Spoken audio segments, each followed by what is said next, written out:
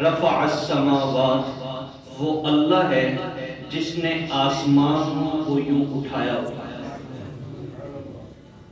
دنیا کا اصول ہے جو بھی چیز رکے گی، یہ پنکھے آپ کے اوپر لٹکے ہوئے ہیں لیکن پیچھے اس کے ڈنڈا لگا ہوا ہے جو چھت کے ساتھ ملے ہے۔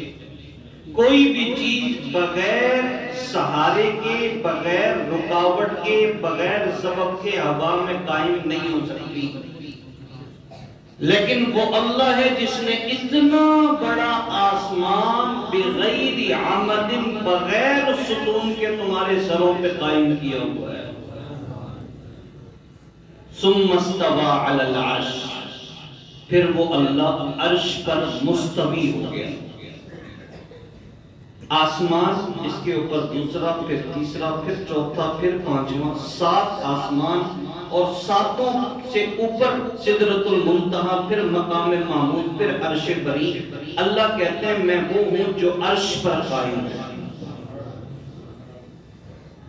میں نے عرض کیا تھا قرآن کے 2 حصے ہیں، دوبارہ ابتدا میں لے جاتا ہوں، ایک مکی اور ایک مدنی۔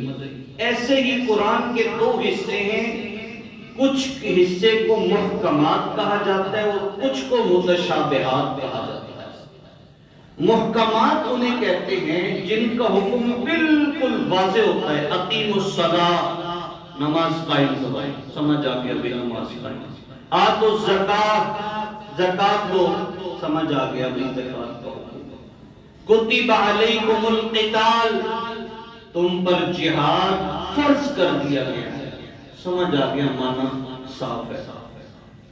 کچھ جگہیں ایسی ہیں جس میں اللہ کے ہاتھ کا ذکر ہے، اللہ کے چہرے کا ذکر ہے، اللہ کے استوا کا ذکر ہے، وہ ہوتی ہیں متشابہات۔ ہم ان کو ویسے ہی ترجمے کے لحاظ سے بیان کر دیتے ہیں اور آگے یہ کہا جاتا ہے جیسے اللہ کی شان، ہم اس تک نہیں پہنچ سکتے۔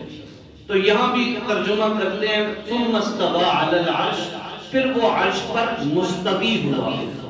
ہم یہاں یہ نہیں کہتے کہ وہ قائم ہو گیا، وہ بیٹھ گیا، اس لیے کہ بیٹھنے کو لازم ہے کہ جسم ہو، جسم کو لازم ہے کہ اس کے حدود 4 ہو، اس کا فرنٹ بھی ہو، اس کا بیک بھی ہو، اس کا دائیں بھی ہو، اس کا بائیں بھی ہو، ہر چیز جسم اپنے حدود 4 رکھتی ہے۔ اللہ کے لیے اگر بیٹھنے کا ترجمہ کر دیا گیا تو اس کا مطلب یہ ہوگا کہ اللہ کے حدود ہیں، انتہا ہے۔